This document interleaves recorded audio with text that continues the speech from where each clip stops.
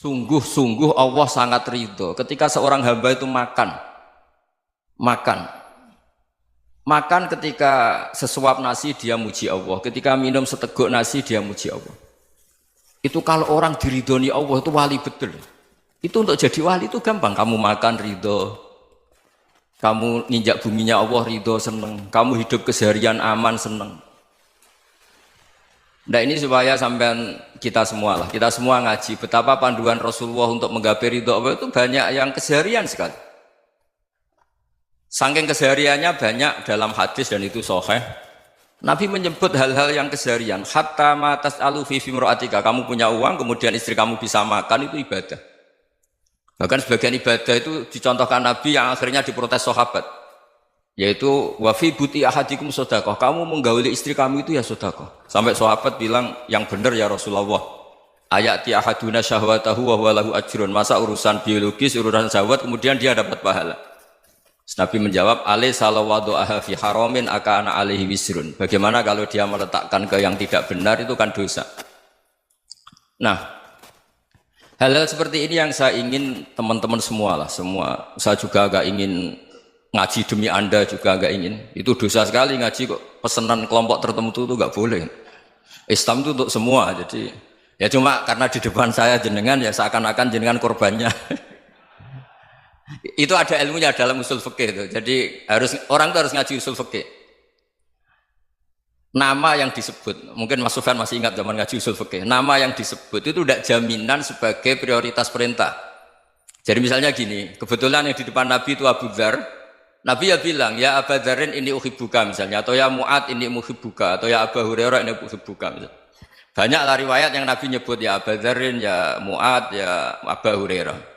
Kemudian misalnya Nabi meneruskan khitab, ini uhibbuka, saya mencintai kamu, fakul dubur sholatin, atau sebagian riwayat disebut fala tada'an la dubura kulli sholatin, Allahumma inni ala dzikrika wa syukrika wa husni ibadatik. Saya mencintai kamu, siapa saja. Mu'ad bisa, Abu Dzar bisa siapa? Saya mencintai kamu, mohon kalau habis sholat kamu jangan lupa wiridan Allahumma a'inni ala dzikrika wa syukrika wa husni ibadatik. Ya Allah, tolong kami permudah supaya mudah ingat engkau. Anda tidak bisa mentang-mentang, wong nama saya Parmin, nama saya Purnomo, itu yang diperintahkan Mu'ad misalnya. Jadi yang disebut satu, tapi khitab itu untuk siapa saja. Saya teruskan. Jadi saya mohon semua kita melakukan kebaikan itu kalau dalam kaidah fikih disebut al yakin la yuzalu bisyak. Banyak kebaikan yang kebenarannya itu 100%. Tidak punya efek samping ke pihak lain, ke kelompok lain, ke komunitas lain. Itu tadi misalnya Anda makan dan itu murah sekali, hanya butuh satu piring. Setiap punyaan kamu muji Allah, setiap minum kamu muji Allah. Itu redaksinya Rasulullah SAW disebut Allah sangat ridho ketika seorang hamba makan, kemudian dia memuji Allah, atau minum kemudian dia muji Allah. Logikanya gampang. Negara seperti ini yang kamu harapkan bentuknya kayak apa, mertua, ipar, komunitas, tetangga, itu nyata terjadi itu kan belum pasti. Sementara yang mesti terjadi adalah kamu butuh makan, kalau tidak mati.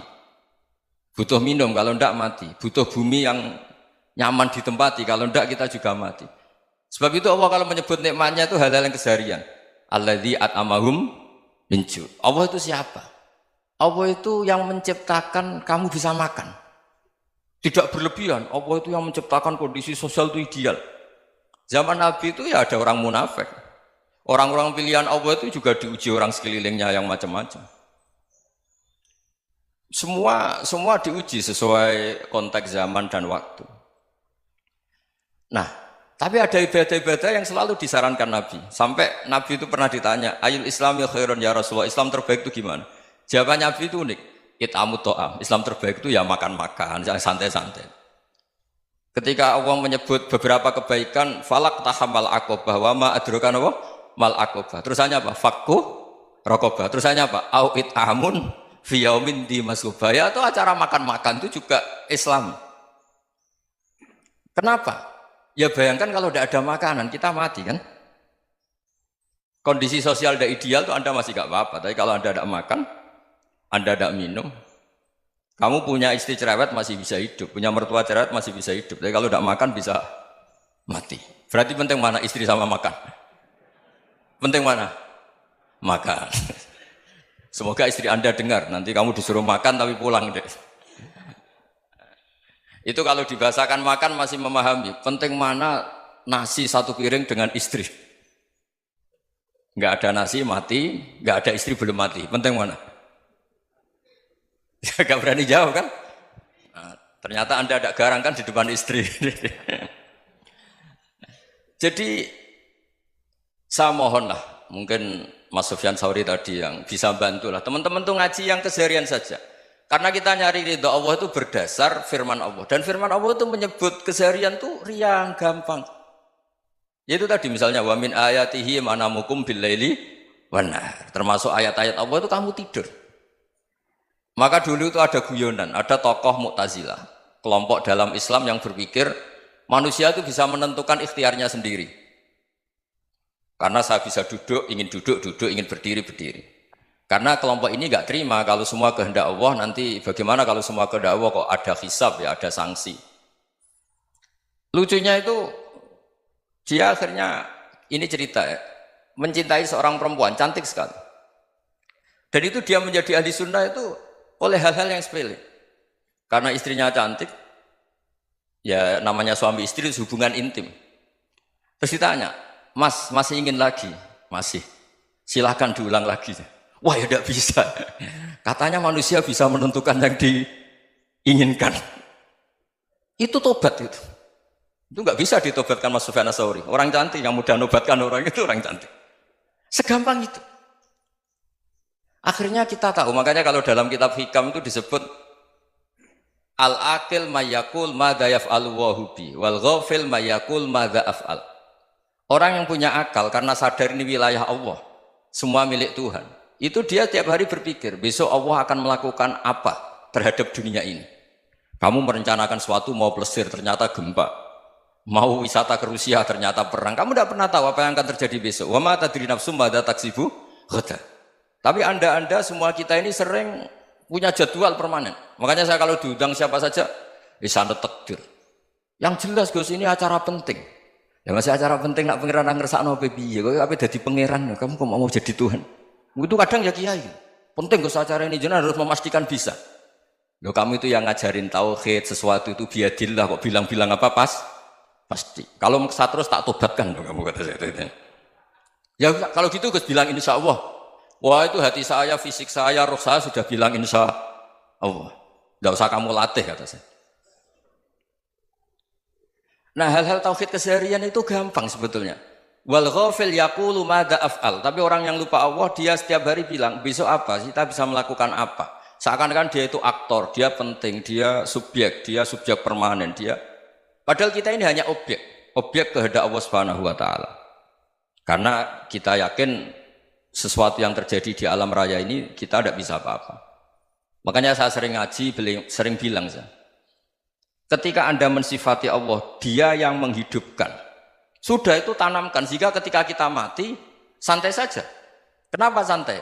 Allah punya cara menghidupkan kita. Zaman kita hidup juga gak tahu caranya ngelola jantung, ngelola paru-paru. Kamu juga gak tahu ngelola oksigen yang tidak beracun, tidak mengandung polusi. Tahu-tahu hidup. Gak ingin tua ya tahu-tahu tua, gak ingin mati tahu-tahu mati. Selama ini kita hidup juga gak tahu apa sebetulnya. Hanya gaya tok, punya jadwal, punya planning. Kalau kamu bisa menentukan pilihan Anda, pasti Anda istrinya cantik, 4 neriman semua, kona'ah semua. Nyatanya enggak kan? Ada 1 jelek, cerewet. Oh itu kan, nyatanya enggak bisa apa-apa Anda kan? Dan kamu bawa mati lagi. Itu kan, istri Anda juga gitu, punya keinginan, punya suami yang ganteng, yang jabat, yang neriman, yang enggak poligami. Ya enggak kesampaian juga. Kalau kita ngitung tingkat kegagalan kita itu gagal terus. Ya kan? Nah, terus ingat Allah, madza yaf'alu wa bi. Orang yang punya akal selalu berpikir Allah itu menghendaki apa terhadap saya. Lalu sama-sama orang melihat orang yang serius, itu kata Anda itu pemikir berat, serius, senang punya tokoh yang merengut karena kamu anggap serius. Tapi sebagian orang anggap orang yang serius itu wong merengut, wong masam, wong muka kok ditekuk. Jadi sama Itu hati ya muqallibal qulub tsabbit qalbi ala dini. Karena kita nggak tahu cara berpikir kita tentang orang lain, tentang sekeliling kita. Misalnya kita orang baik yang jenis ngrumat fakir miskin. Ada orang bangun masjid mewah itu janggal. Apa artinya masjid mewah kalau banyak orang kelaparan? Tapi kalau yang jenis pendidikan apa artinya masjid mewah kalau tidak bisa ngaji? Nanti yang jenis infrastruktur apa artinya ini kalau semuanya punya sudut pandang yang berbeda-beda. Dan Islam mengapresiasi semua kebaikan. Tapi katakan semua kebaikan itu adalah kehendak Allah Subhanahu wa taala. Karena apapun baik Anda itu pakai fasilitas yang diberikan oleh Allah Subhanahu wa taala. Sehingga ini yang disebut qulillah tsumadarhum fi khawdihim yal'abun. Ya kembali tadi ke tema-tema bahwa keseharian Anda ini sudah Islami. Saat Anda tidak bisa melakukan apa saja. Saya sering ada jenazah, biasanya kalau tetangga meninggal saya sering disuruh ngelepas. Saya bilang orang ini baik karena sering ngelamun di rumah, sering nganggur di rumah. Ditanya sama anaknya, kenapa Gus nganggur baik? Ya kalau dia nganggur artinya juga agak berbuat sesuatu yang maksiat kan? Ya kan? Orang nganggur di rumahnya ya tidak bunuh orang, tidak maling, tidak korupsi, ya namanya nganggur di rumah. Lah cuma istri cara pandang nganggur gak menghasilkan uang itu. Tapi juga gak menghasilkan kriminal kan? Jadi sebenarnya Islam itu makanya kalau sampai ngaji usul fikih itu ada kitab usul fikih namanya Lubul Usul, itu terkenal sekali di pesantren itu. Itu kalau ngapresiasi keseharian itu luar biasa. Izma min mubahin illa wa yatahaqqaqu bihi tarku haramimma. Karena keseharian yang mubah saat Anda lakukan itu ada kehebatan yang luar biasa, yaitu meninggalkan haram. Makanya dulu banyak orang-orang alim ketemu temannya itu guyon sampai semalaman. Itu biasanya yang semangat Islam itu kiai kok tidak tahajud, kiai kok tidak witir. Orang yang sedang mapan uangnya banyak, malam itu tidak kelayaban itu sudah luar biasa. Melawan nafsu supaya tidak maksiat itu sudah luar biasa. Supaya lupa guyon sama temannya semalaman sampai subuh. Gejlok-gejlokan ngenang zaman miskin, zaman kuliah nggak jelas, zaman apa. Melihatnya jangan tarkut tahajud. Seperti ini meninggalkan tahajud, tapi meninggalkannya ini talkul muharramat. Jadi kayak apa hebatnya? Sehingga Imam Ghazali punya riwayat yang agak unik. Hatta takuna ibadatu akhiri hadil ummah iku an-naum. Sehingga suatu saat ibadah terbaik umat ini itu tidur. Itu kan riwayat kontroversi. Ketika Imam Ghazali tanya, kenapa iya? Kenapa kamu mulai keluar dari rumah itu sudah banyak maksiat? Melihat perempuan yang enggak mahram, melihat fenomena. Tapi kalau kamu tidur itu enggak melihat apa-apa. Tapi juga kamu jangan menganggap tidur itu ibadah betul. Saatnya melakukan fardhu ain malah masih tidur. Tapi itu sudut pandang yang menjadikan kita Islam itu gampang. Jadi saat Anda tidak bisa aktivitas apa-apa, misalnya ada beberapa orang yang lumpuh. Lumpuh itu memang nggak bisa Jumatan, nggak bisa ibadah, tapi dia juga nggak bisa maksiat. Tidur itu memang Anda saat itu tidak bisa tahajud, tidak bisa witir, tapi saat itu ada zina, ada maling, tidak gosipkan orang, tidak bully orang, tidak menanamkan kebencian, tidak hasud. Sehingga tidur menurut Allah Ta'ala wa min ayatihi manamukum billaili apa? Wan-nahar. Karena di tidur itu selain ada unsur istirahat, jaga kestamina, juga ada unsur meninggalkan beberapa keburukan.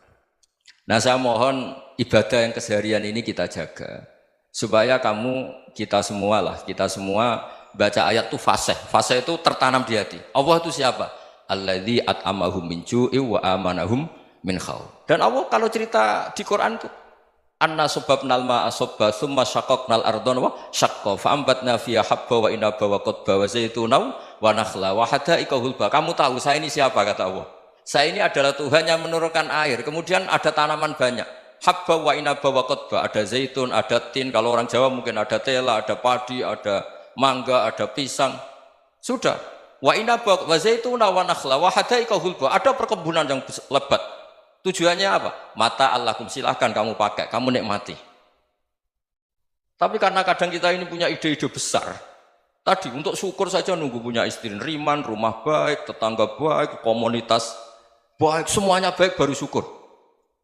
Lama-lama nanti ada di surga, syukurnya nunggu surga paling kelas A. Itu sudah ada yang menghuni Rasulullah, kamu nggak boleh di situ. Masa untuk syukur saja? Repotnya Masya Allah. Jadi mohonlah Quran yang kalau Anda hafalkan juz sama itu kan ada ayat-ayat yang kayak tadi. Ya, fal yang dzuril insanu ila ta'ami. Coba lihat. Apa yang kamu makan itu? Dari mana? Dan untuk mempertahankan hidup kamu keseharian. Jadi jangan kira ibadah itu harus membentuk komunitas yang versi Anda. Ibadah itu harus hal yang mulu-mulu. Kesehariannya Anda alami. Loh, ini saya tidak bikin-bikin. Saya ngaji bukan karena berdasar pesanan.